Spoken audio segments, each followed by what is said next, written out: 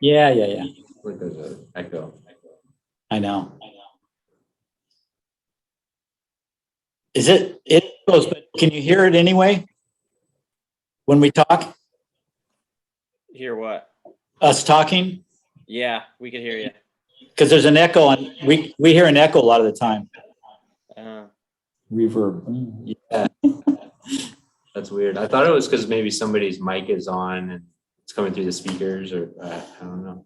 You know what? It might actually be. Hold on. Let me see if I move this. I have this Bluetooth speaker, and it might be causing it. Hold on. Okay. Yeah, everybody trying something new. Yeah. It's all your fault. All right. How is it now? Well, is it echoing at all? That sounds, No. That was better. it. Good job. Great. All right. Look at, they all come right at the same time. Almost. Yeah. 6:05. 5 minutes.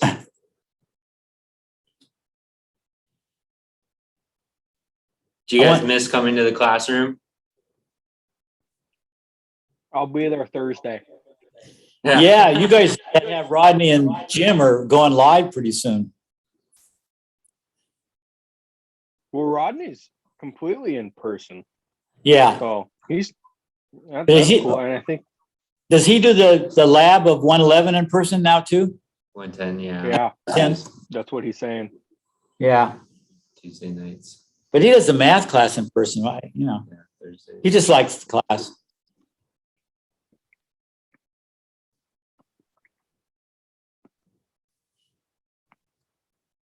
Okay, well, yeah, let's just start, huh? So we can get out of here. So let me give an overview of what we're doing. So last week we talked about heat loss, heat transfer, and heat loss. And we said there were two ways that heat's lost. Does anybody remember what those were?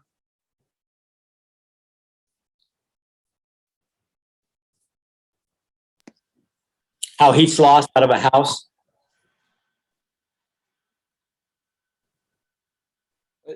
Was it the type of transfer, like convection? Are you? Yeah, so one of them is conduction through the walls and eventually out. So that's one. So if you don't have enough insulation, you're getting conductive heat loss. And what's the other kind of heat loss we get? Does it also start with a C? Well, it can. It's confusing. It's confusing because we've learned the vocabulary of people who have been doing it wrong all along. So you could say convection, but I don't want you to use that word for this, because when the air in a house that's heated or cooled, but we're talking about heat mostly now. If there's cracks in the house, that warm air will just go out by itself, right? So you're losing the heat in the house through the cracks as well as poor insulation. So those two are the basic ways. Always convection. Convection usually means the heat rises, but the heat can go out sideways if there's a pressure difference. So pressure can suck the heat out. And we're going to actually, I added some things to the homework. I don't know, midweek. I don't know if any of you, if all of you saw it, but we'll go over it. Just certain ways how air travels in a house. There's all these pressurizations on a house. It's good to know that. Was that in the homework assignment? Yeah, I Or added last week? Yeah, it's just a few things, and we're going to go over it after this. So we're going to skip a lot of that and go out because we want to take advantage of the light. It's easier to set this thing to set it up in the light. But so by insulating, you take care of that first heat loss way, and by plugging the cracks, you take care of the second one. And the way you plug cracks is you find out where your house is leaking, and then you find out where the places are, and then you plug them. And one of the ways to do it is door machine. It will not only tell you where the cracks are, and we're going to show you how that works, but it'll show you how much quantity-wise, how much is leaking. Sometimes you can do a blower door test, and if it's so tight, you don't need to tighten it up, so you don't have to find the places where it's leaking because it's not leaking very much. but most older houses leak enough that you do a blower door test. And you can also tell by how much you're leaking, how big the holes are. In fact, there's a way to put it into square inches, how big the leaks are.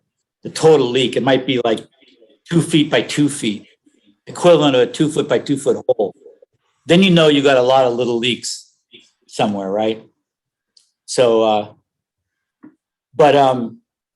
so we're gonna first set up the blower door machine, and what it does is it sucks air in or pushes air out. You can put the fan going either way, and so you're pressurizing, depressurizing the house.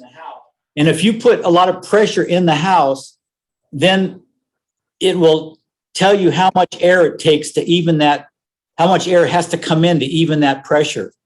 And that's what, there's a little calculator or computer on this machine, and it tells you how many CFMs are leaking, how many of those the fan has to do to keep the house at the same pressure. So that's how you determine what the leak is. So you get a score from this blower door test, and then you take that score, and then after we do the test, we're going to show you what you compare it to. You compare it to standards, and the standards you calculate by the size of your home and that, all that kind of stuff. And then you compare your real score to that standard score, and it'll tell you if your house is fairly tight, minimally tight, fairly leaky, really leaky. And then a lot of times if you're doing a remodel, and you want to, and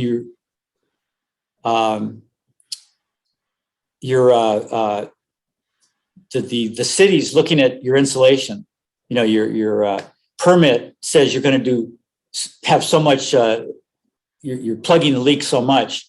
You have to be able to prove that you're doing that. So you'll take a blower test at the beginning, and then you'll patch everything, and then you'll take a blower test at the end, and it'll show that you actually did patch it and bring your house up to snuff. Because actually what's interesting is the building department doesn't require a minimum amount of leakage. Well, they may be doing that in the near future, but so far they don't. What they're more concerned about is not having enough air in the house. So they're more concerned if you build a tight house and you've got all these toxins that are trapped in the house, or it's too humid or whatever. So they're more concerned that you're having a minimum amount of air change per hour to keep your house healthy. They've been less concerned in the past over how much is leaking. If you're leaking a lot and then it's airing out, so you're not getting toxins, they're fine with that. They're more concerned with your health than they are with energy. That's changing, of course. And pretty soon, new houses, and maybe they do now, I'll have to check, may have a certain amount of leakage that you can't have more than, maximum leakage rate. They must have that already, because that's if you require that when you build a house, then you're right at the place where you can deal with it.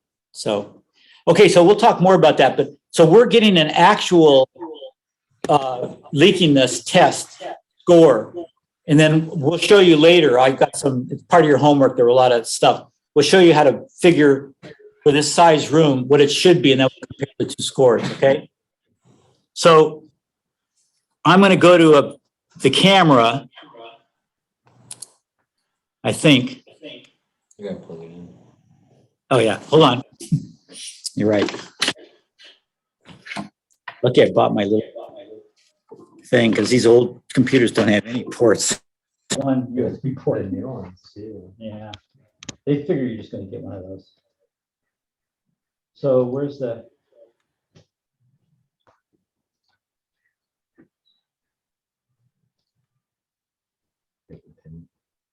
Huh? Oh, you're right.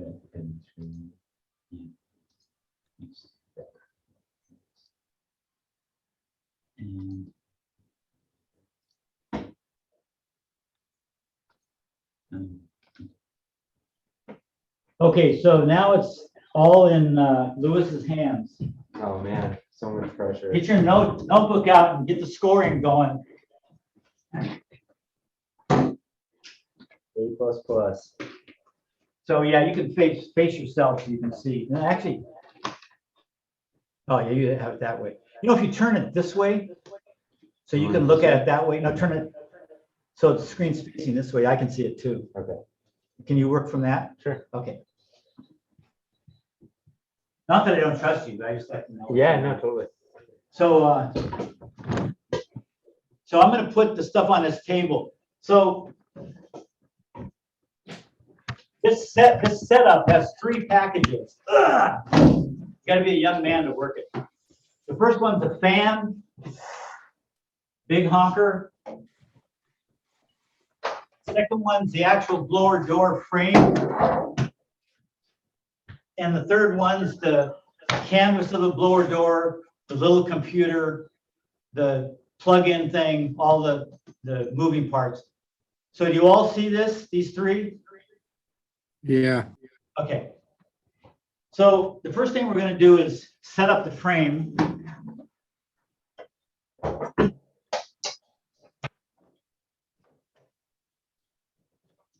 These are really great kits. This is an old kit. It's about 10 years old.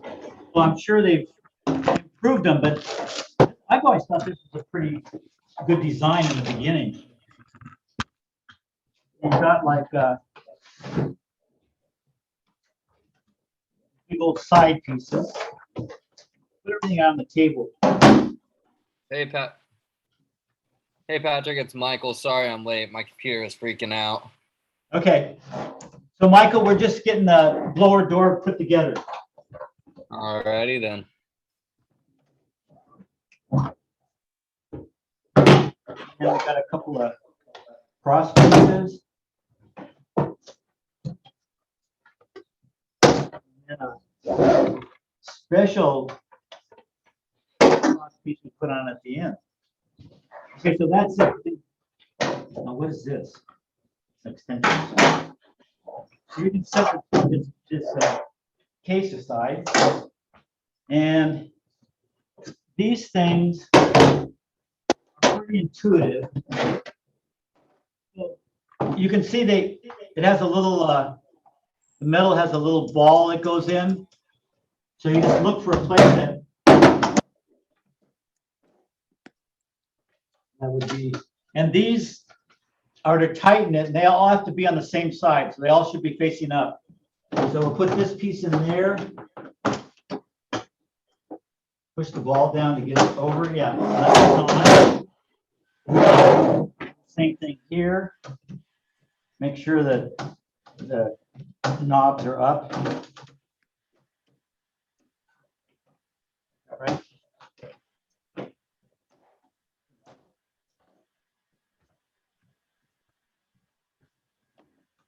We should just go like this.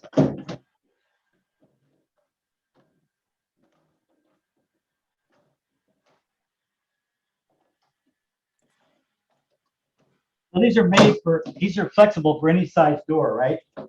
So we're going to take it over to our door here.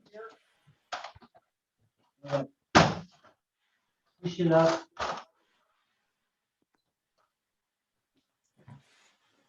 The height of the door.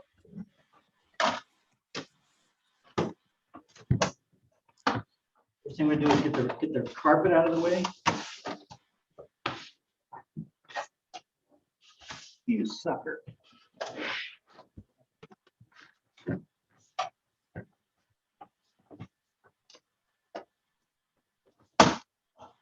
See how the handles all have to be in this side, or they'd be touching the jamb. Then I'm going to tighten it. So you don't touch this. This is to tighten it after we get the screen on. So you're just going to put it top to bottom and tighten the turning nut. Then I'm going to loosen this and go this way. Ugh.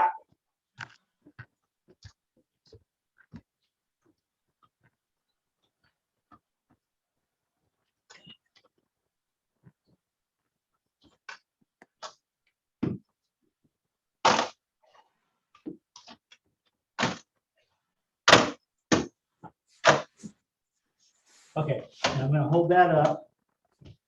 Get that height stopped. Get the width stopped. Getting all this. Good. On, right? Yeah. Okay. Does everybody see how we got that to fit in the screen? Okay, Looks like a perfect fit. so now. I think so here. And let me go back a little. Now this is the third bag.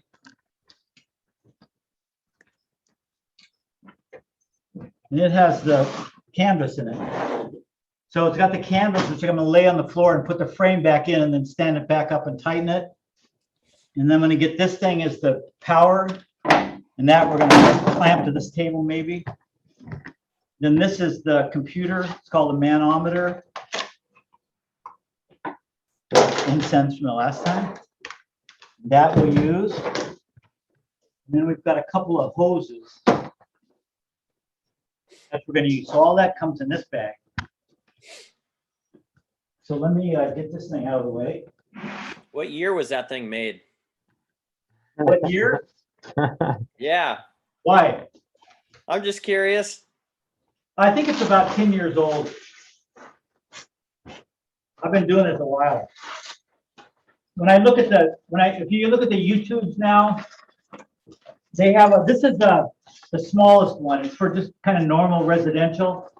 But you know, they have commercial ones for bigger doors and, you know, so they have amplified ones, but this, you know, they're kind of still the same. The most thing they've changed is this computer. It does more stuff for you now. This one just gives you data, which is fine for most things. So this canvas has Velcro, and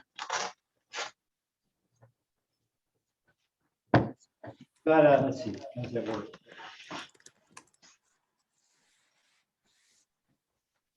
Let's go this way, right? For being 10 years old, this thing looks brand new. Well, I use it once a year. I use it 10 times. No, that's not right. See this, you gotta figure out which way you're gonna put the frame on this, and then you've got to be able to, the frame goes in here, and then you've got to be able to have that go over and strap to it. I thought that the decals on the outside, but my memory is not right. So I'll set it back like that.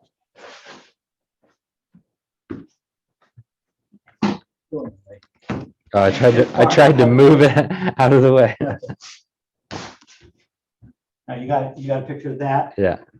Okay, then the door should come out easy because it's just tightened by friction fit. And then when we put the canvas on it, we'll put it back up, and then we'll turn that thing, which actually those should be all loose when we're doing this.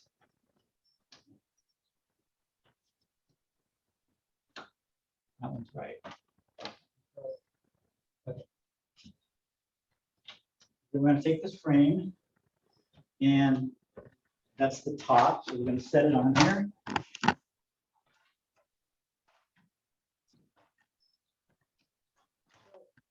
This canvas, this frame can go another foot or so for a taller door, right? This is a pretty standard door, but if you happen to have 7-foot doors, this frame would do that. They probably make a bigger frame and blower door unit for, you know, giant doors. If you do this, if you just do blower doors for a living, you know, like you do diagnostic testing as a HERS rater or something like that, you'd have the right variety of doors for any kind of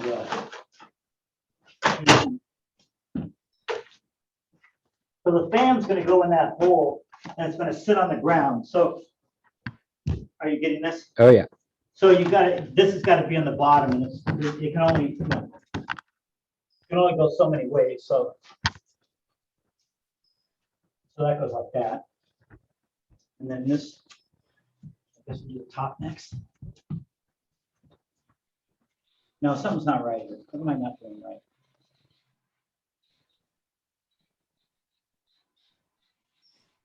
Because you got to be able to get to the.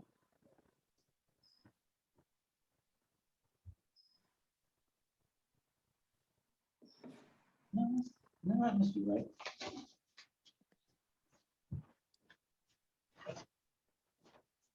Yeah, maybe.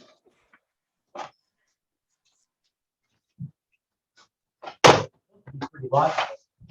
Now that I told you that, I gotta prove it, right? Looks like you're doing it right. Yeah. I think I just can reach these things from, around it. So it has a hole for the fan, then it has a hole you can look through. So if someone comes to the door, you can see and say, go away, because we're in process. Then we're gonna stand it up, put it back in the doorway. Yeah. And then we're gonna find the stupid things. Right, here's one. And when you do that, it pushes it even more into the doorway. Yeah.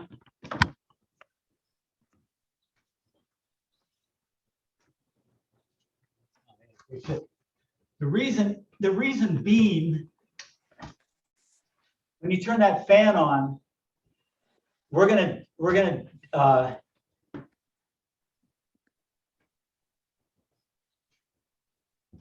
blow the air out. We're gonna decompress this room. That puts a lot of the fans going this way, so the door is gonna want to tend to go this way. So if you don't have it tight, the door is just gonna blow back out. So it's never happened, but that's why they have these clamps. You get it, fit tight, then you put the clamps on, and then you clamp it after that. And that it's on there pretty good. Okay, so that's set up, and then now we do the fan. There's another bar that goes across the center, but it goes on top of the fan. So let's get that ready. And there's something we have to do too. We're either depressuring or pressuring the house by a standard amount of pressure so that all blower door tests can be compared. So they figured out that 50 pascals of pressure, which is about an inch and an inch high in a 1-inch tube. Atmospheric pressure is pretty standard. It's a good range for a house, for the kind of pressure you can pump in and out of a house. So everything goes by 50 pascals. And we also have to compare the pressure inside to the pressure outside. So we need to know what the standing pressure at this moment outside is. So we're going to take a tube and we're going to put it outside the blower door. And if there's wind, you have to put a cup around it so the wind doesn't blow directly in the tube. There's never wind here. So we're going to just throw this out because you have to do it before you put the fan in that hole. We're going to throw this out. Just, and then there's an opening in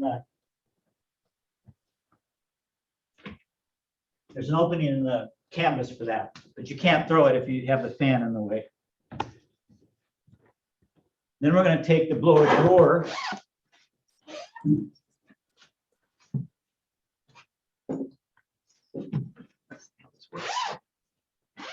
I think it's maybe been 2 years since I did that. Jeez. How time flies. Oh, because last year was COVID. How time flies when you're at home fighting the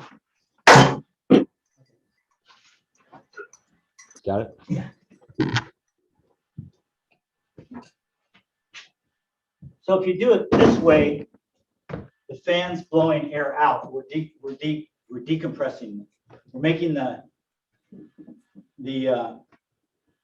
this room 50 pascals less pressure than outside. So this just goes through the little doodads.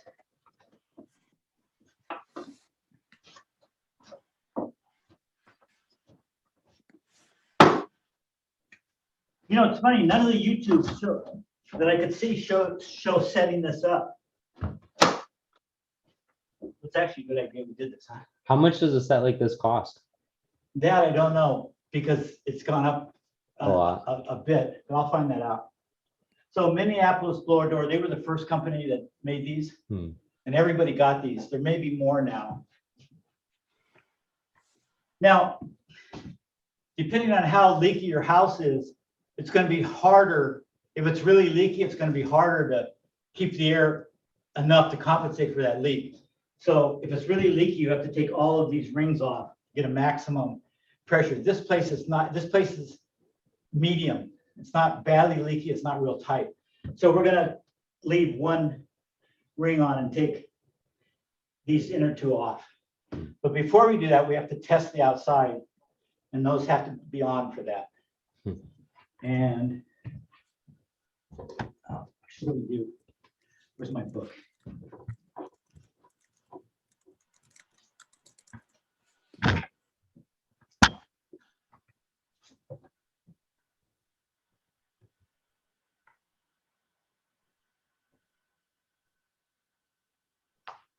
Okay, guess This is the step where you consult the manual. Yeah, we're gonna set it up.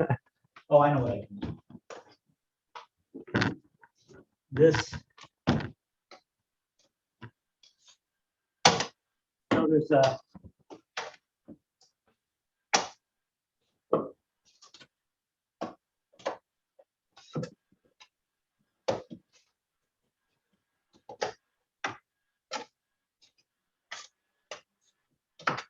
Yeah, is that straight across? Or that's...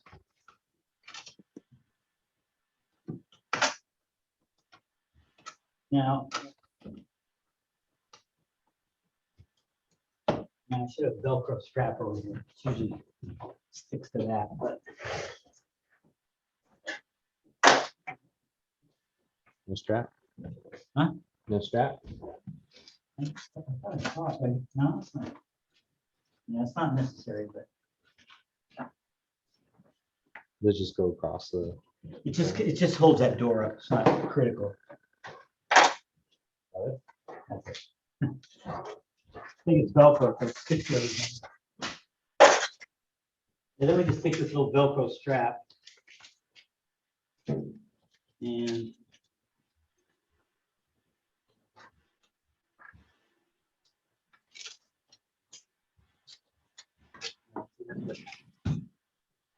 it's usually around this thing.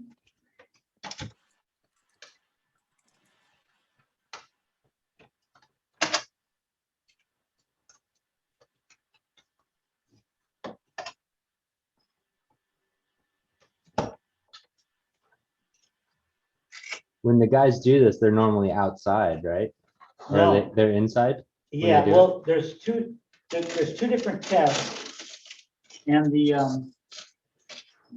I did it the wrong way. That's good. Huh? There's two different tests. This test is better for getting the leakage values, but finding where the leaks are, it's better if you blow the air in, because then the smoke goes out. Then you can see it. Yeah, but the smoke will come in and we can see it too. Just it's a little bit clearer when it's the other way.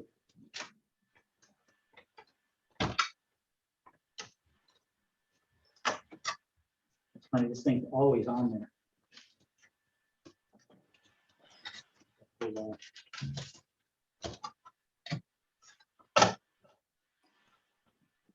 Okay, pretend none of that happened.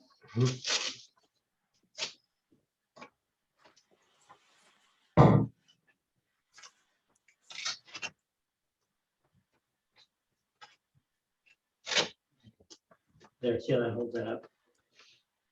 Okay, so then to do the, I'm gonna set this up.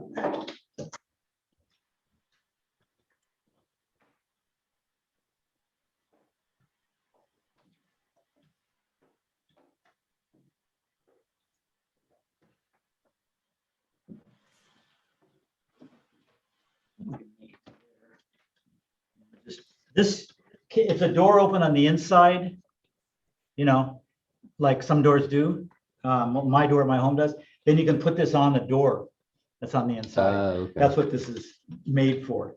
But since the door's on the outside, I just find anything I can.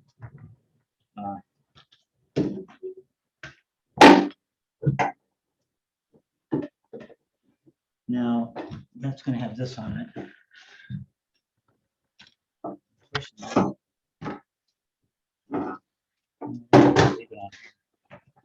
Because if I see, it needs a vertical surface because it's designed to. Well, maybe we can do it on here. Oh, there you go. That's perfect. Yeah. Maybe I'll do it like that and I can see it. See a little bit in there. Okay, yeah, great.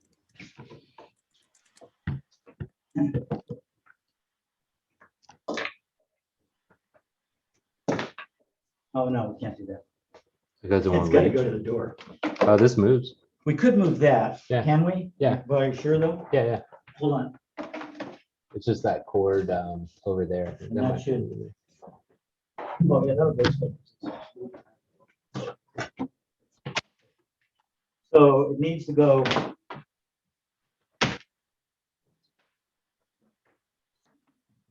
You're almost there. Almost. Okay.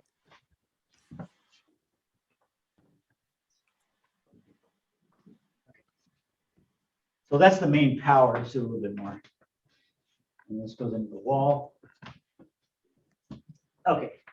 So obviously, if you don't have a, you know, you would have an extension cord if you didn't have an outlet near the door. So all that stuff's variable. Okay, so we got this. And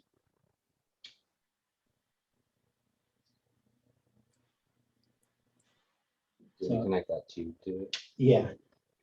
So let's see, first we do a.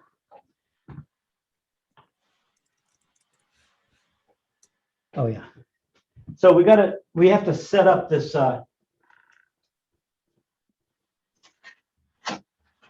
we have to program this manometer, okay? So the first thing we're gonna do is a baseline test. So we need to connect this to, well, first we gotta set this up. So now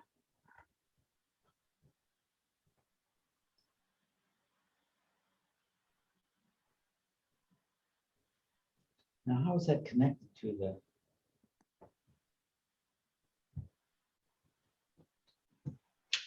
Is it just going to this? No, this will eventually, but it's just for the cruise control.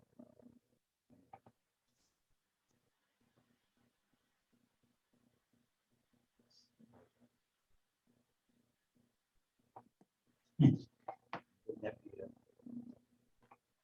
possible, huh? Most likely if you haven't used it 2 years. Always something. So this isn't really connected to that because it just responds to the pressure difference once that fan gets going. So what is this cable here? Oh, that's a cruise control. We'll connect it, but it's not. We'll see if we can get that played out. And I don't know if I have any batteries, so. Oh yeah, these are all corroded. Oh, shit. Okay, we have any more of this? We There's have a any lot more? of double A's. Shit.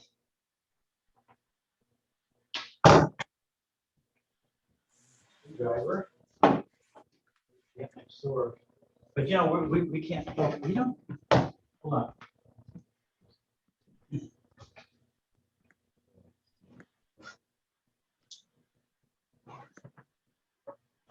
I got them out.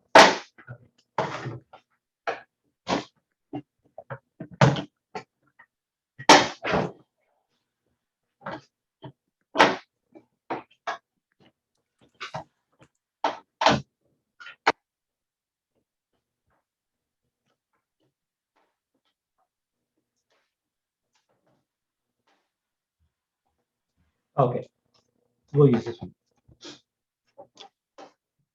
I'll clean that out. Must have been some moisture. in there. Yeah. So this one for the, it's the same one for the duct blaster, so we'll just use it. Okay, so let's see, where's that? Okay, back in service. So we have to program this. So we got to go to mode and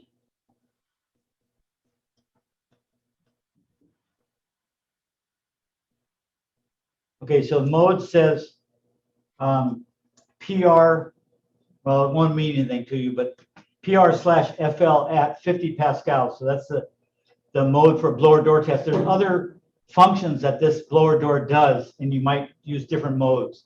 You might use a 25 Pascal for comparing room to room. But so we want a 50 Pascal. So you just press a mode that gets you to the 50. The device is a BD3. It's already there.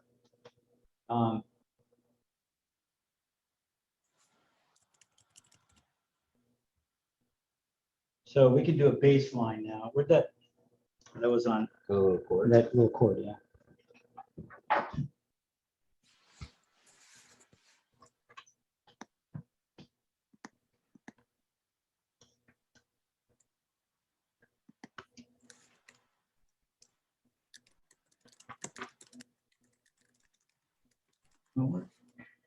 Oh, that goes in here.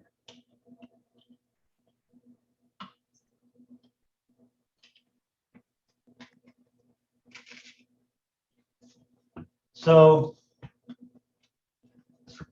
we're going to do a baseline test. We're going to just input the existing pressure that's here now. So you don't need to know what you press because the buttons don't mean anything unless you have this in front of you. I don't know if it's But I'll press a baseline. I'll start up the fan. And then I'll look at the number on the right is going to stabilize at some point. And so in a number of minutes, when it sort of tops off, I'll enter it and record. It's getting closer. You can tell it's slowing up a little.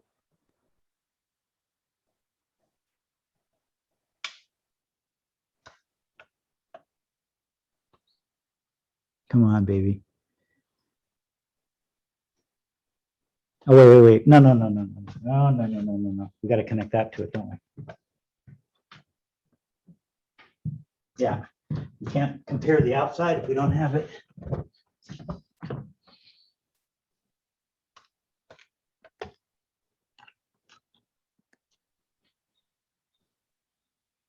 Okay. Now we'll do that again. Okay. Turn it on. Do the baseline.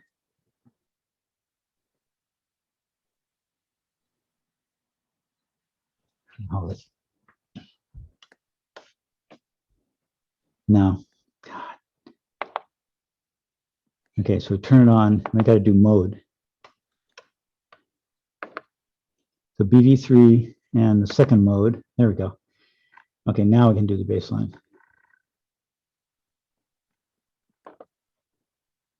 And start. Okay. So when that number stabilizes.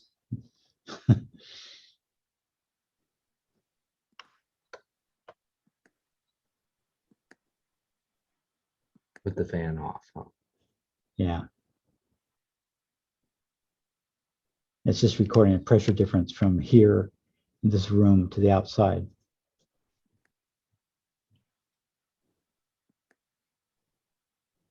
Oh, yeah, the point, actually, this is the seconds. This is the thing, and it's been 0.9 the whole time. So we'll just enter that. That's good. Okay, so that records what's the outside pressure in relation to the inside pressure when we start. So then we're ready to actually do it. So we have to, with it.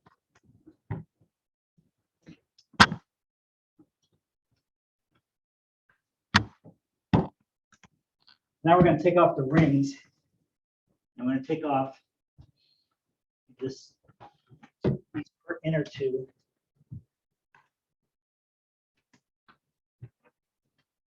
Does that leave one? Yeah.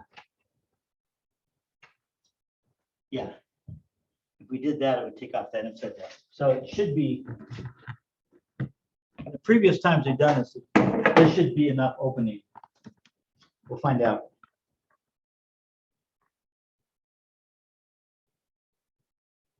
Okay, now we got cruise control, so we're ready. So we'll turn this on. And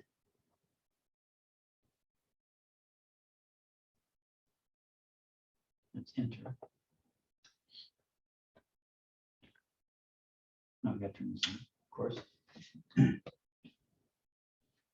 So you can do this with a cruise control, like in a car, or you can do it manually. if you do it manually, it's the computer set at 50 pascals, and then it tells you how many. Oh, darn it. Hold on. Gotta do this other one. Oh, that's for. Yeah. So that's the top right. Here, why don't you get that? It should be, But that has to go outside too. no, this goes into the, thing's right over here. Goes into the fan. They have the fan part of the loop. Okay. Now we're done. So then.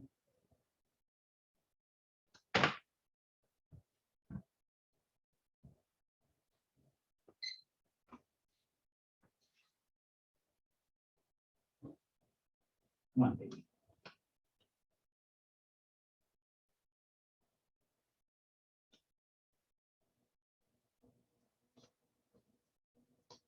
Oh. Why isn't that registering?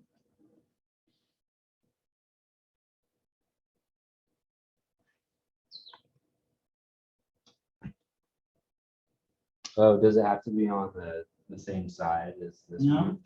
You No, know, it's- like A and B. No. No. It's just, Same as the picture. huh? yeah, yeah. See if I did something misstep or something.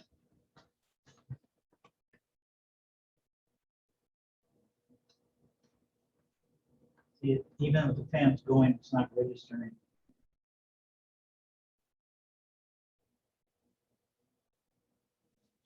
You have to turn it off. Oh, I and know, turn I it know. back on. Something I didn't do was I didn't adjust the rings. So that would be configuration button. There we go. Let's see.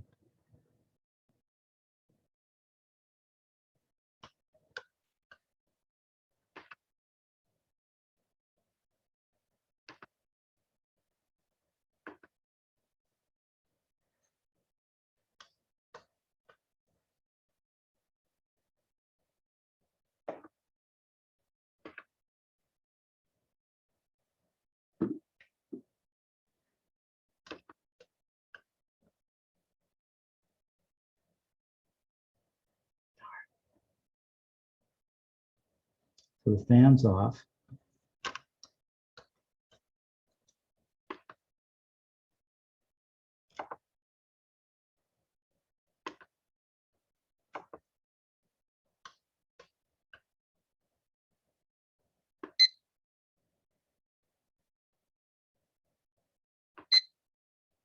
Weird, huh?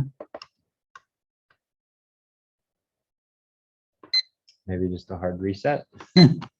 Well, I did.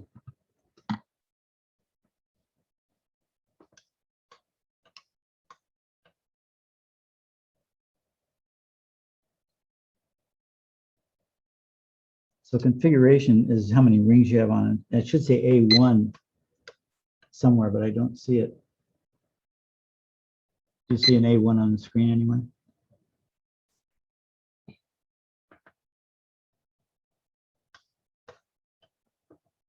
I can't read the I small know, print. it's- on it's there. hard, I hear you.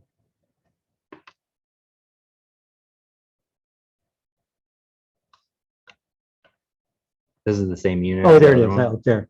Okay. I know, these screens are really hard, aren't they? in this Yeah, I light? couldn't see the small. Actually, there's a light. I wonder if, no, a little bit. Okay, so we're in the right configuration. Okay. So then we want to do cruise control.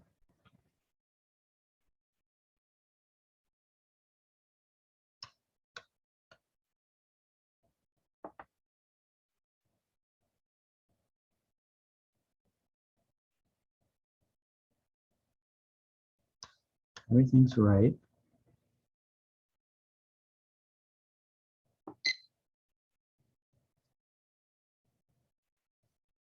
Oh. Yeah, there you go.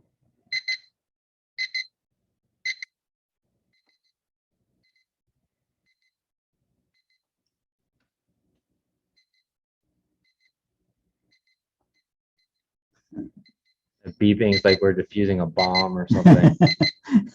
No pressure. Yeah. Is it the red wire or the blue wire? See, that's not changing. Oh, yeah, it is. Oh, okay.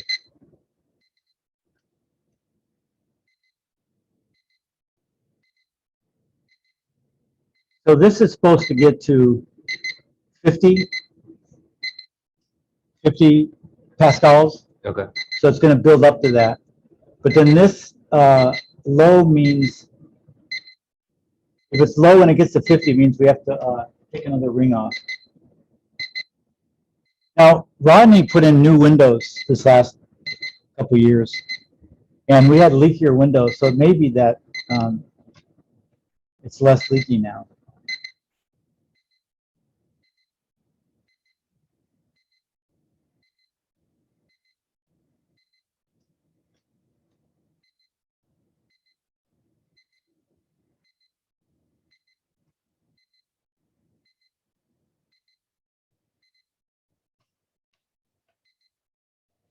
So let's do this. Do it manually so we can get high.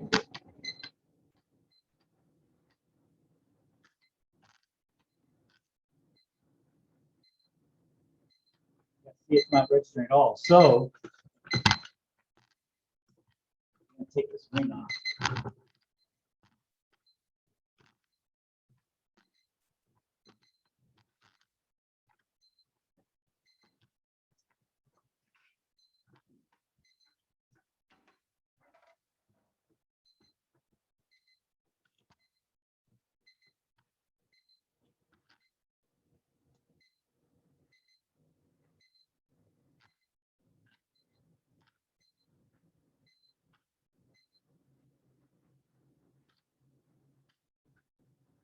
Okay, so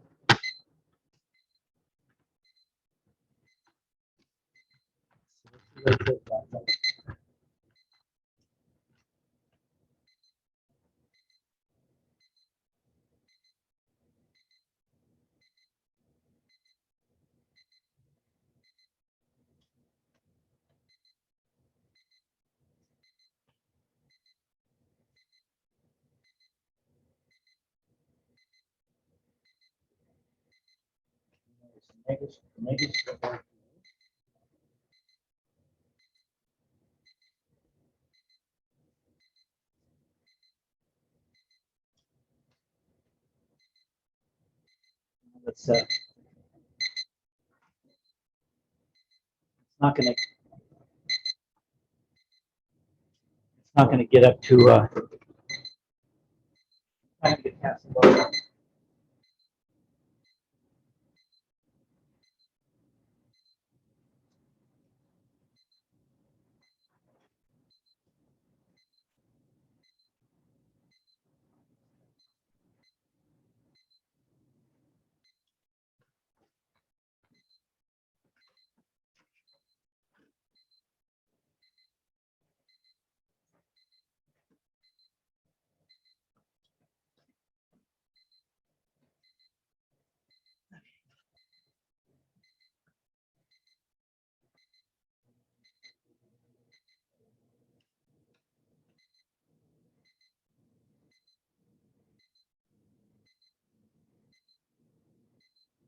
Oh, you know what?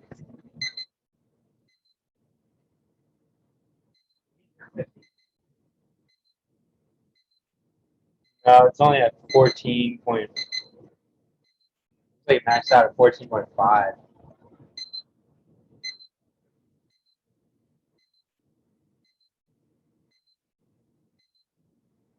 Seems like the number's lower now with that on than it was before. And we get it up to. Yeah.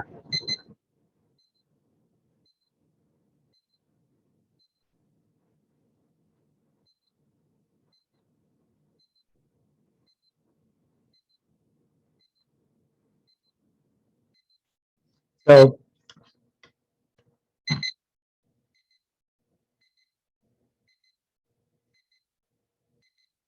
you know, it's always worked with the like this or the first ring. You know, we did. Are we sure we have the tubes on the right spots? We have the tubes in the right spot. Okay, the green's for sure, the Ye- outside. Yeah.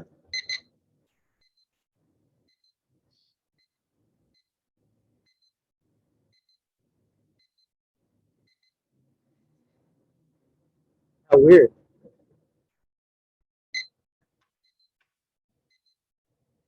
Does the low just mean low pressure? I mean, look at, there's some pressure, it's blowing south.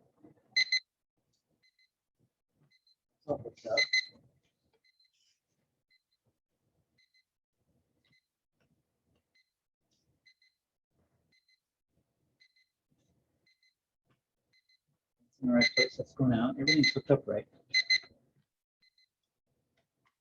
Well, let's just try to do it manually.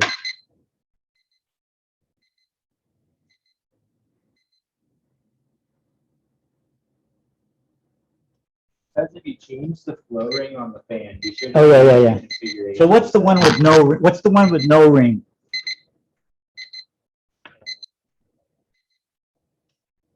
V2? You see that cable?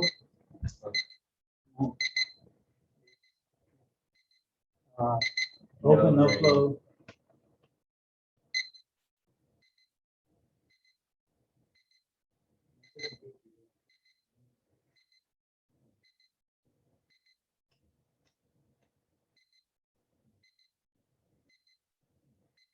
C3. That's ring C. Oh, I think it's just open. Okay, there's C3. I think, is there one that says open? Yeah, no, There isn't? but it, the open, C3 says ring C. yeah, but it says open to the left, right? Yeah, but, oh, you're right. We get this sucker to work, this is the last thing we do. So it should say no ring, right? Open. Oh, yeah, there it is. Okay, You're right. sweet. Fingers crossed. Doesn't look very good because there's 50. Oh, wait. Maybe it just needs a minute. Well, yeah, usually not, but It's beeping less.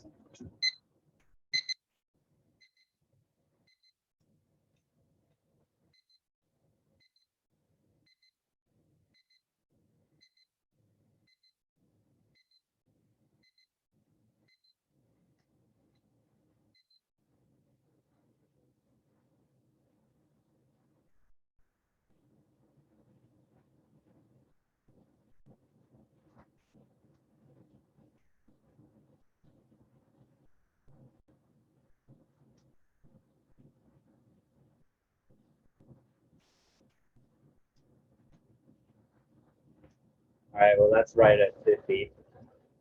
yeah, it's still on low, right? That's just as well. Something not right. I wonder if that, it could be that the batteries, that no batteries.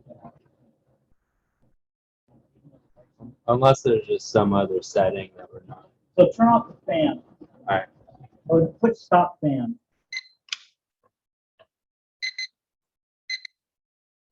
Or just turn off the fan, yeah, it's not in cruise control, so just turn that bottom switch, right, at the very bottom.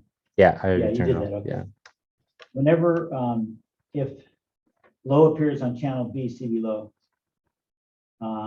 Whenever low appears on channel B in that mode, it cannot calculate a reliable leakage estimate for messages low appear on channel B under the following three conditions.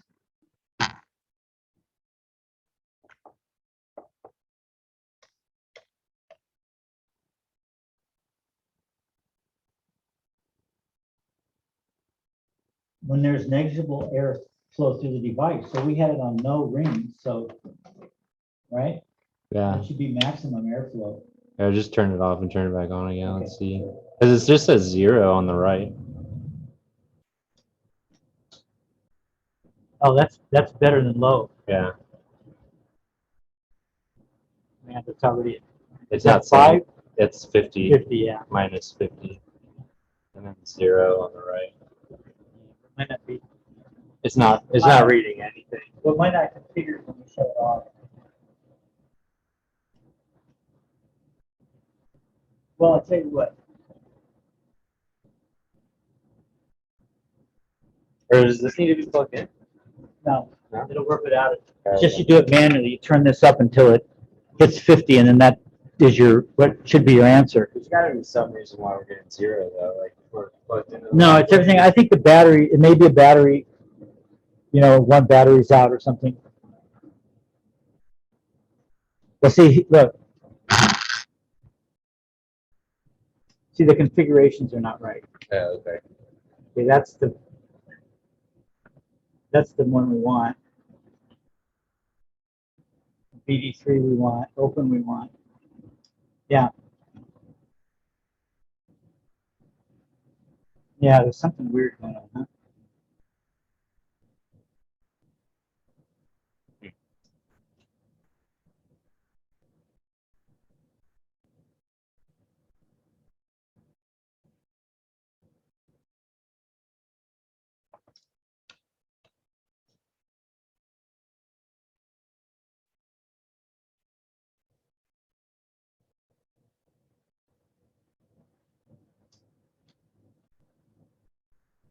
Yeah, it's just not doing it. All right. Well, let's abort. So I may come in full with it, so we'll leave most of the stuff up. But, all we need is one reading. Right. And I have the reading from last year, so we'll just use that. Okay. Or 2 years ago. Yeah, 2 years ago. Okay, sorry about that delay and failure. But the batteries may be bad on the second manometer also. So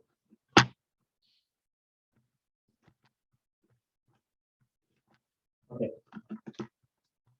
But so you sort of get an idea of what the procedure is, except it's supposed to work. There's something wrong with our computer, and it could be the batteries. One computer we had, the batteries were all corroded, so but it could be the other one. It went on, and it responded to several of our inputs, but that may be ultimately the reason why it's not working. So I'll get that up, and I can tape this, just that part again. But basically, at 50 pascals, you get a reading of so many cubic feet per minute of loss. So when I've done this in the past,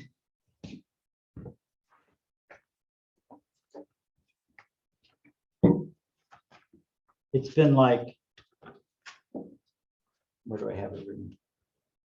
It's been like 1,800 CFMs. That's what I was hoping for there. So say it worked and it was similar, it's the same room, but we do have new windows, which are tighter, but that shouldn't make it not work, but it might give us a different score. But let's just go with 1,800 CFMs, okay? Now, there's a rating, they give you a ballpark rating of 4,000 to 8,000 CFMs is quite leaky. So this is 1,800, so it's under 2, so it's not a quite leaky room. And a quite airtight would be 600 to 1,000. So we're 1,800, so we're above that scale.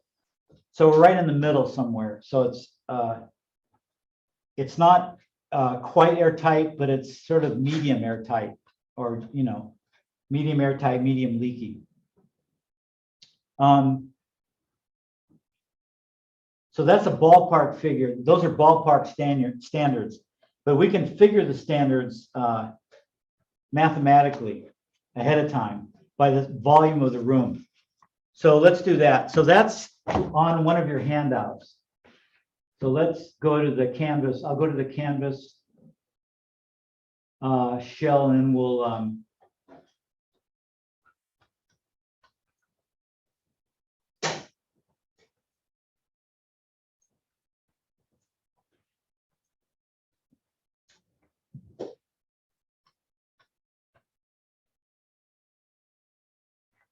okay, hold on.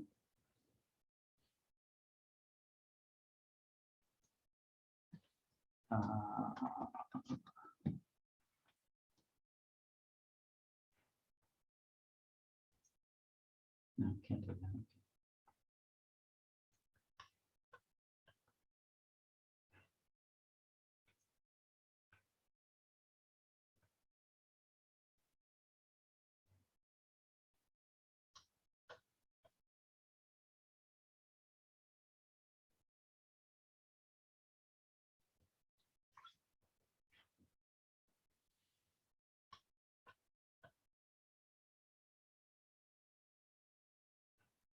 This is where my-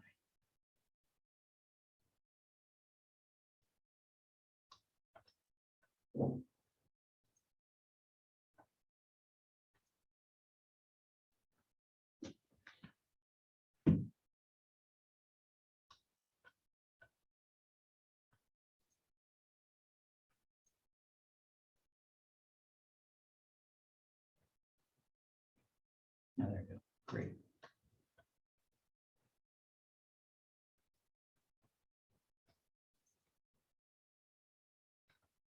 So we're going to Canvas.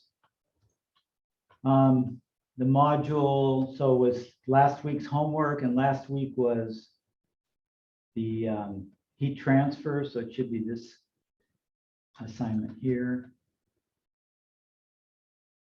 Does everybody remember this?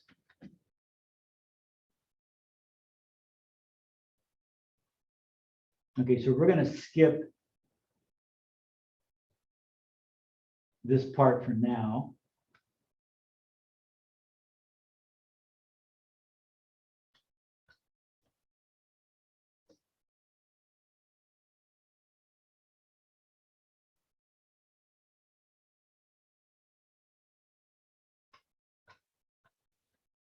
Okay, here we go. But can you guys read this at home? Oh, wait, you don't know where I'm at yet, do you? Okay, No, you'd have to share the screen. right. So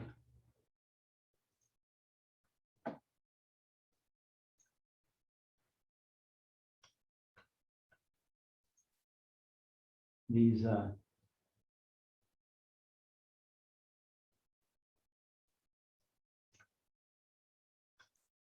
there we go.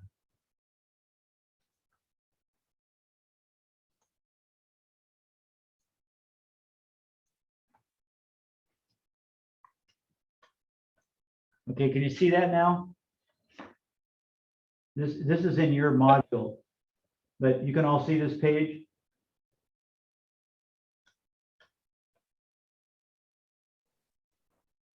It says Yes. It says they gave me a Yeah, we thing. can see it. Participants can now see your thing. Okay. So the law is the overall law for ventilation, and we have a whole unit on ventilation coming up, so we just need to know enough to understand what the blower door is doing. The building code says that all the air, the volume of air in your residence has to change every 3 hours. You have to have a complete change of the air in your home every 3 hours, or if you did it by hour, it'd be a third of that. So it'd be a third of an air change per hour. One every 3 hours, the same as a third every hour, right? So remember that 0.3 ACH, that's the minimum amount of air the law requires your house to change, because if you don't change that often, the air, if it's humid air, you'll get sick. If it's got toxics in it, you'll get sick. That moves the air enough, they feel, the health department feels that's enough. But they don't use that number much anymore. They would use it in calculations. And California, when you look at, if you look up ventilation, and the code has places you can go that the that the California government has put on the internet to help you size up fans and find out how leaky your house is and stuff. But I was looking at a video the other day with Rissinger, you know, that guy that does a lot of stuff, and he was doing a blower door, and they had a calculator on their blower door that gave the ACHs. And so in other states, I think he was in I think he's in Texas. Other states, they still go by this old 0.3 ACH. But in California, we don't use that so much.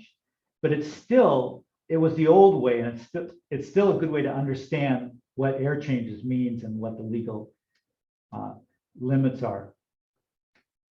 So, so we're talking legal minimum ventilation requirements, MVRs, and we're going to compare that to our blower door test. So the way you figure your MVR, there's two methods. One is takes 0.35 air changes per hour, divides it by 60 minutes to the hour, because we're trying to get minutes, because the CFM, the measurement by the blower doors and cubic feet per minute, not ACH per hour. So one standard works with hours and the same standard can be changed to minutes. So that's why you're dividing by 60. And then you're multiplying that by the volume of air, because that's what's changing every third of an hour.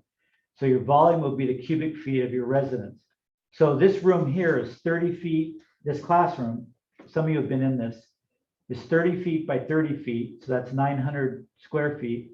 And it's like, say, 10 feet tall. So that's 9,000 cubic feet, right? So if we plug in the numbers over here to the right, where I penciled in, it's 0.35 times 9,000 divided by 60. And that's going to equal 52.5. Now, there's another way to figure it, and they want you to figure it both ways and take the larger number. Now, they don't do this anymore. They just tell you, you know, now they've got it down to square footage and what size fan you'll need to eliminate the air in that square footage. So people can just go out and buy the fan for the right size. They've made it that simple. And we'll look at that government page when we look at ventilation. This is the old way, and in other states they still use this, but this way gives you an idea of what we're doing better. So the second method is to take the number of people in the residence, multiply it by 15 CFM per person, and then you get another score. So this is a classroom, so it's not a residence, so we just have to sort of make things up. So we're going to say there's 2 people live here, because in 900 square feet, that, you know, that would hold 2 people. And then it's 15 per person, so that's 30 CFMs. So they want you to take the bigger number. So 52.5 is bigger than 30, so we're going to go with this method. Then they want you to take 52.5, because that was a bigger one, and they want you to multiply it by, they want you to take, oh yeah, they want you to multiply that number by the number of stories. So because of the wind factor and other things that have to do with pressures in the house, and we're going to look at those in a minute, you actually have to input whether it's a 1-story, 1.5-story, 2-story, 2.5, or 3-story. This is a Southern California table. You can find these tables, and they differ slightly from table to table in various places. So this classroom is 1-story. So we would add a factor of 25. So we'd multiply 25 times that 5250. And that gives us 1312. So that's the regular, that's the limit, the high limit. And they say the lower limit is 70% of that. So if you take 70% of 1312, you get 918. So the law says we need to have a score somewhere between 918 and 1312.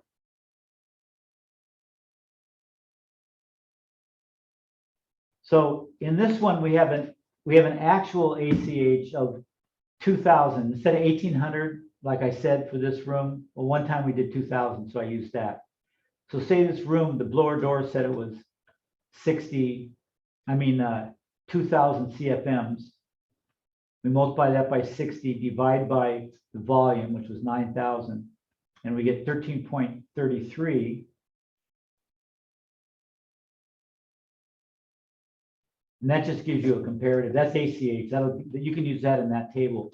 But if we take that 2000 as our real score, and we put that in the table, it's supposed to lie between these two. So it takes more CFMs go in and out of this house than is required, right? The minimum requirement is somewhere between 918 and 1312. So what is 2000 since it's above 1312? What does that mean? Anybody?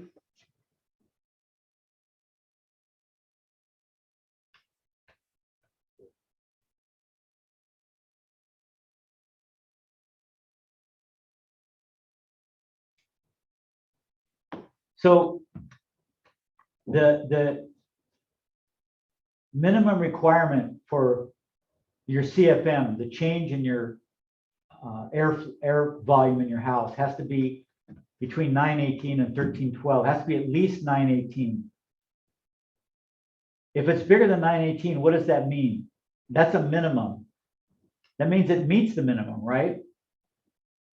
So if you're above 918, that means your house is leaky enough that your air is exchanging itself enough to be healthy.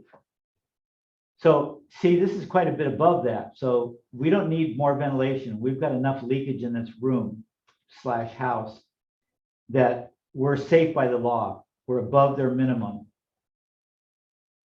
Now, we may be leaky in terms of leaking energy, but they don't care about that, like I told you. Remember, they're mostly concerned about health. So we're above the health limit, so we're okay. So we don't need to add ventilation to this building, this room. We might want to make it tighter because it's leaking. It's moderately leaky. It's not tight. It's not real leaky. Does everybody see that so far? Yeah. Hello, besides Lewis?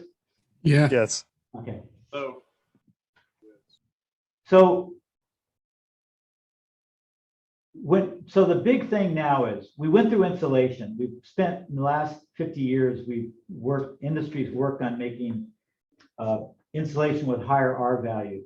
And we've worked on better ways to install it because that was obvious. We had to keep the heat from going out. And then we realized maybe 20, 25 years ago that leakiness was as big a problem, maybe even bigger. So then we started figuring out ways to tighten a house so that all that energy that you're creating, whether it's cool air conditioning or heating, you're losing that energy if your house is leaking out that conditioned air.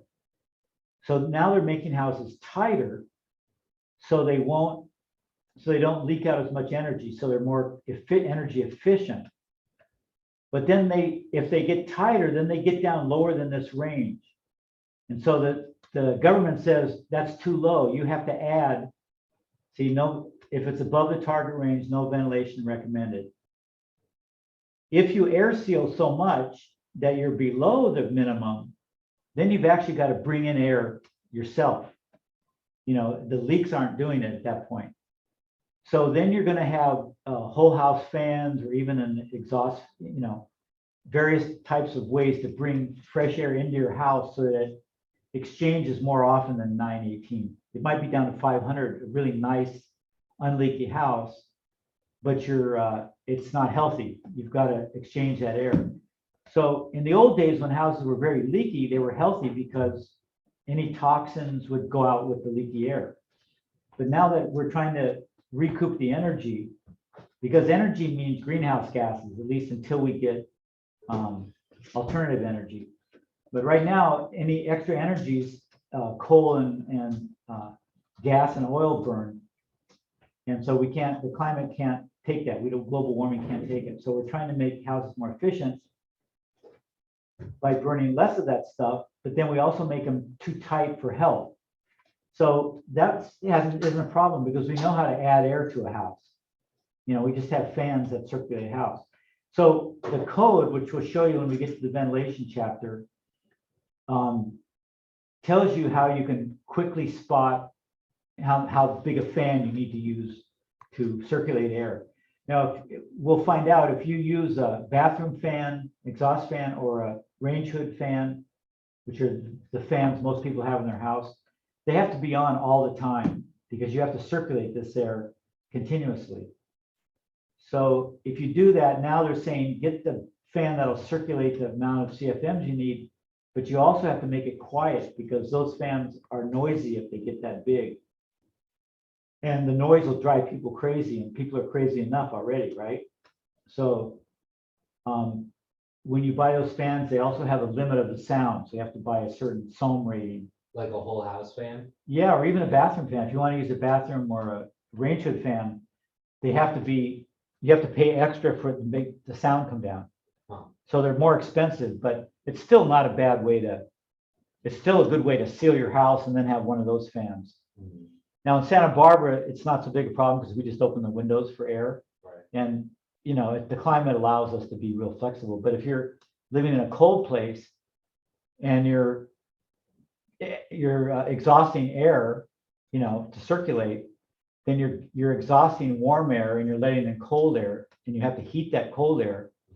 So what they've invented are these special machines that when the warm air goes out, it goes by a heat exchanger and it dumps its hot air into the oncoming cold air. So it warms the incoming cold air, so you lose that energy. And those things are not that expensive. They're really worthwhile. They've had them in cold country for years. For here with the whole house fans, do they usually just blow into the attic or do they have ducting? They out usually? both ways. If it's a new house, they'll try to have a central location and not do ducting. Right. But sometimes you already have ducting, so they'll use that ducting. Do you ever see them just drill a hole in the attic access and put the fan right there? Yeah. Yeah. Yeah, I have seen those because that's a really key area. All that it's kind of Kind of central. It's central, yeah. No, I've seen those quite a bit. So, you know, if you're building a new house, it's easy to figure out how to do that. It's when you remodel, that's a lot more I was complicated. thinking about doing that in my house. Would it be better to put ducting Well, from that point? It's out? complicated. Wait, we'll study it more. Okay, we'll look at it when we get to this and you'll learn more about it. Yeah. You know, we're going toward heat pump, air conditioning and Yeah. heating. And so that's a whole different thing. Those aren't ducted. Right. But we have more open plans in our houses now. The modern design's more open. The only issue with the heat pumps is then you have the condenser, which is kind of ugly outside. A lot of people don't like it. And then the copper lines that come off of it going to each individual unit inside. Well, yeah, but it depends on your house, and some don't have an outside unit. Some are just a single without the outside condenser. They don't have an outside condenser? No, No. no. So you can get those, and then you can get those and put them in various places and not have to have the pipes connecting them. So there's a lot of strategies for that. We'll talk about that. That's a big deal now because anything's cheaper than the old HVAC systems we had. Those are quite expensive and they're often not designed, fitted well. They're not efficient at all. Yeah, I mean, they can be if they do it right, but they're kind of slap happy about it. But we'll look at that. But anyway, so if you are building a house and if you got these, if you're renovating a house and you're telling the city you're going to improve the leakage rate, you get HERS, like a HERS rater to come in because they're a third party group. They take a blower door test before you start to remodel. And so we know what the baseline, how leaky your house is. Then when you remodel and do these things that you've told the government are going to improve your thing, they do a blower door test at the end and they compare it, and it should be improved to the amount that you said you want to improve it. So I'm not sure. I'll find out. It's hard to get a hold of the like Galita. I'm still trying to find out about the reach codes and stretch codes, but they never answer their phone, and emails take a while, and they only have a few days a week for a few hours that they're there. It's hard to time it right. But I'll find out some of these things. But I think they must have minimum efficiency standards for new houses. And if they don't have them now. Okay, so here, let's look at some of this other stuff. I added this, maybe some of you haven't seen it. It shows just generally where air leakage is, and this of course changes all the time. This is an old chart, it's probably not exactly like this. Windows and doors, 10 to 11%, and you can buy more efficient windows and doors. They're always making better models of this.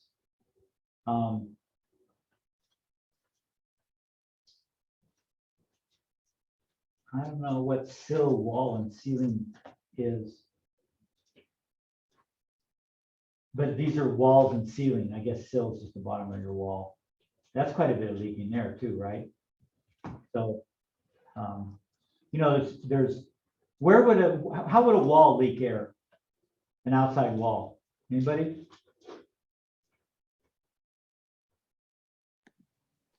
Bad insulation. No, remember insulation's the other way. That just keeps the heat flow. But we're talking about actually air leaking out through a wall. Cracks, Yeah, cracks. Why would there be cracks in a wall?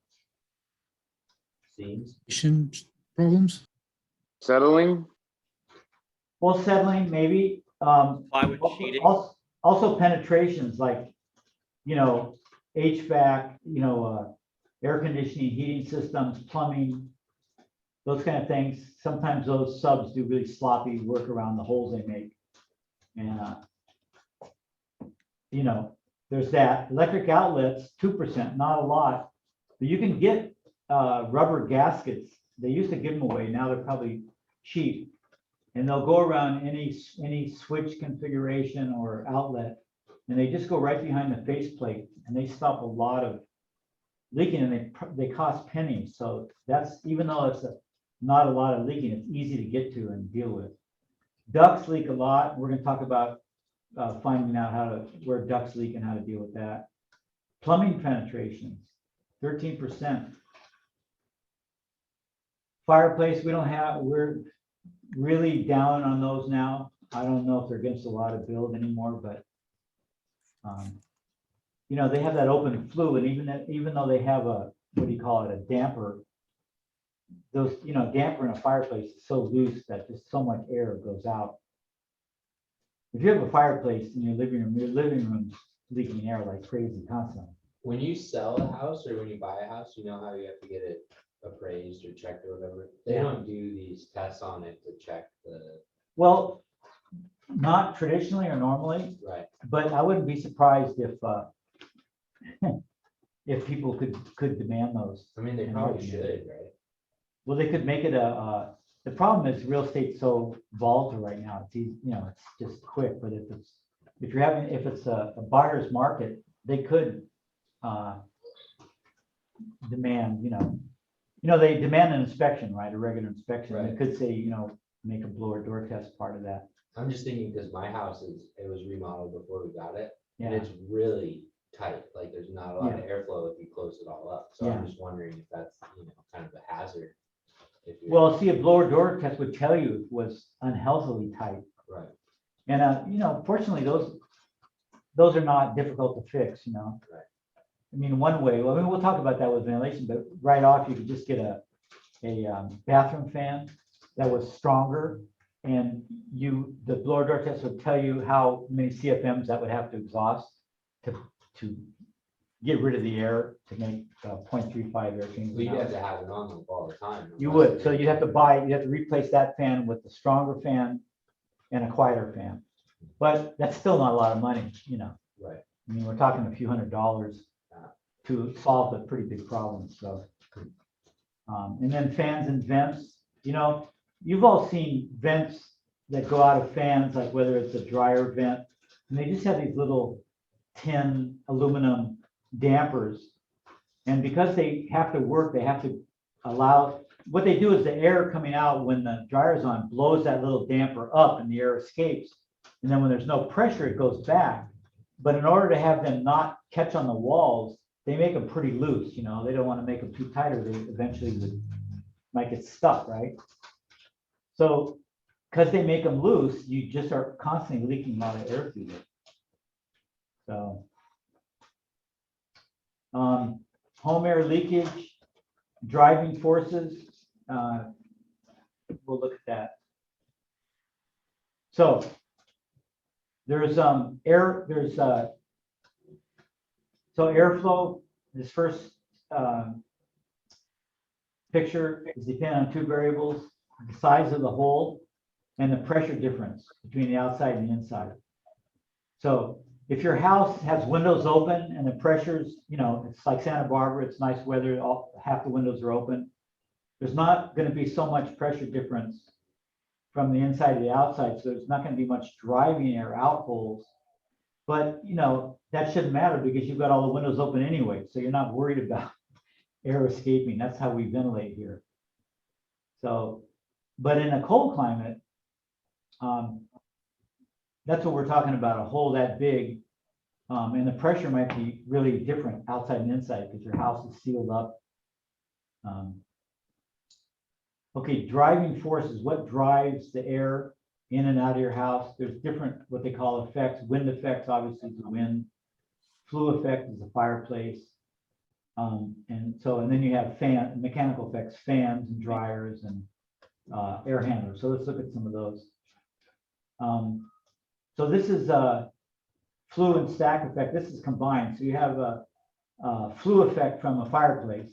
So it's letting air out. So it's depressurizing. Then you have pressure from the outside, wind blowing into the side of your house. So you're going to have, it's going to neutralize about, on a 2-story, about 2/3 up to your second floor.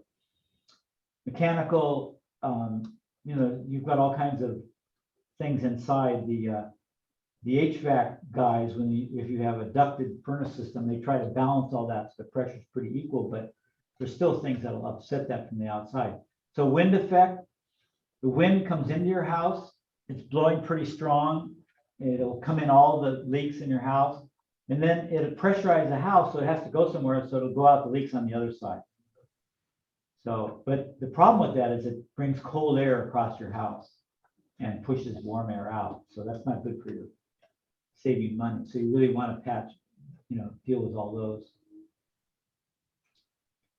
Flue effect, you're losing air and depressurizing, and that's drawing pressure from the outside because the inside's depressurized because all the air is going out the fireplace. Stack effect is just when warm air rises, so it's how the air goes up through a multi-floor dwelling.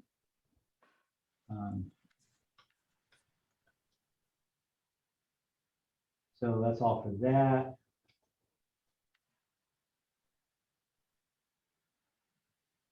That's the blower door thing we just did. Yeah. Any questions on any of that? So let's see, let's get out of here.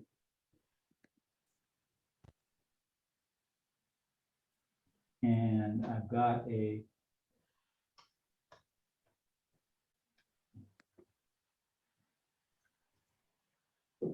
I had a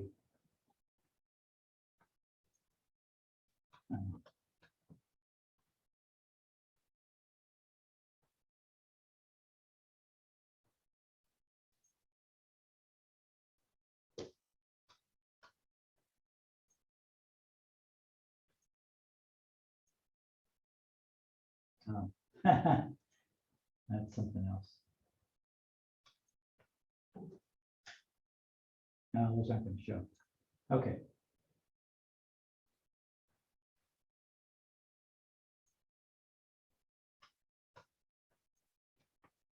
So it's weird. You got a camera, so you have to face the camera. Unless you unplug it and then we It's okay. get this the It's okay. upward shot. Yeah. So any questions about that? I know it was kind of, everybody got a little confused at the beginning. Sorry about that. I'll check all that and come back, and I'll just see if I can get a number. You saw how it's set up. So, and when you get when you buy these machines, they always come with a manual that tells you how to set up everything. So you don't have to memorize it, here. What I was going to do was going to decompress the room at 50 pascals, and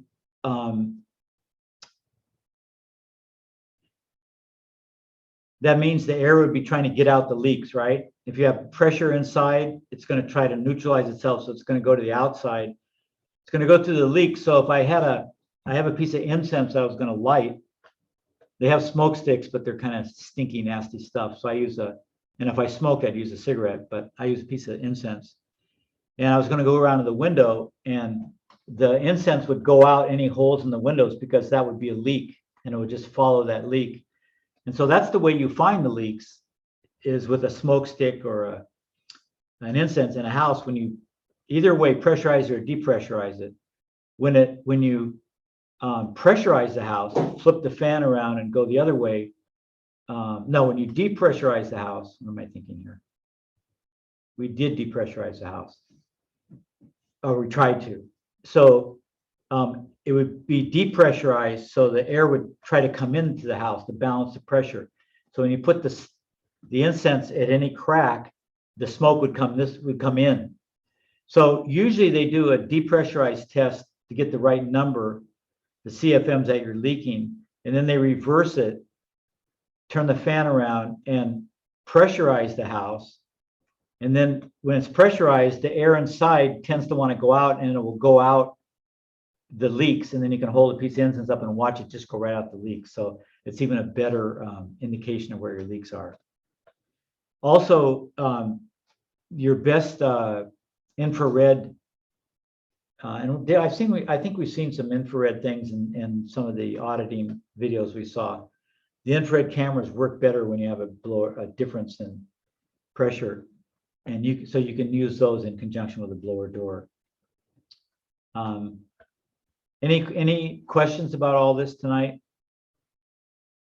We'll talk when we do ventilation or an HVAC. We'll talk about testing the duct work, because that's a big area of leakage you saw in that pie chart. And we've got some tools for that, and I'll make sure the batteries are going for that. There's also a manual. Well, it does take a little computer, but you don't need all the other stuff.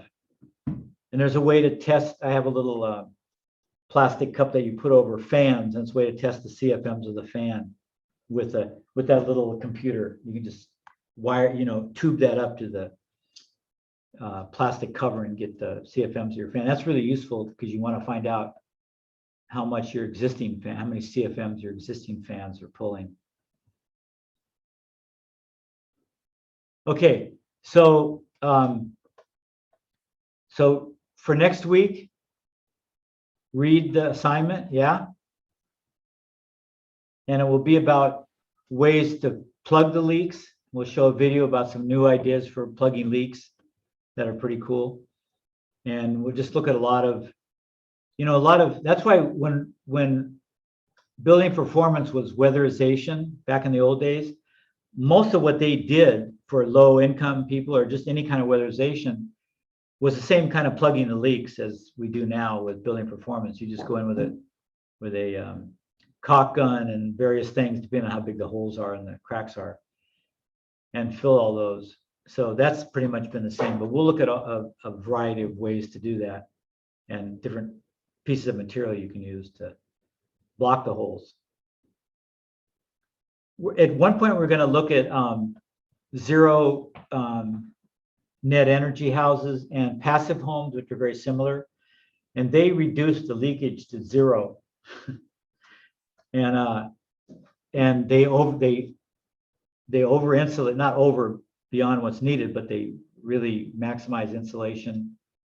And we'll look at some of those movements, because those are the real hardcore energy efficiency people. They're always trying to come up with cheaper and cheaper, easier ways to make houses really tight. And of course, the Germans and the Europeans are ahead on that, but we're starting to get into net energy homes here. No more questions? No questions? Patrick, did you take roll? No, why don't I do that? That's a question. I'm glad there's people that are awake, because your teacher never takes roll.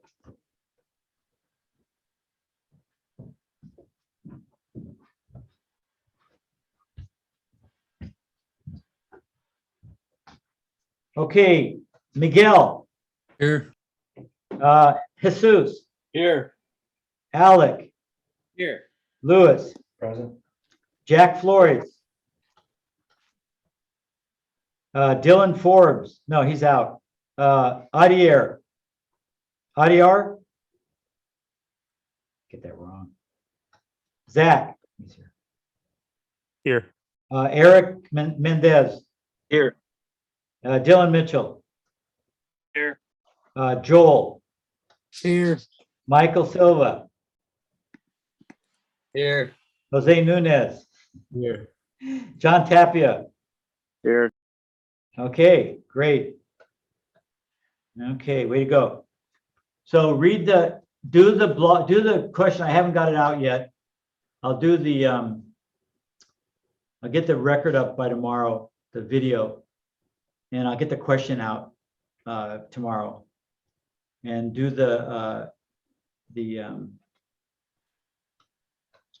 whatchamacallit,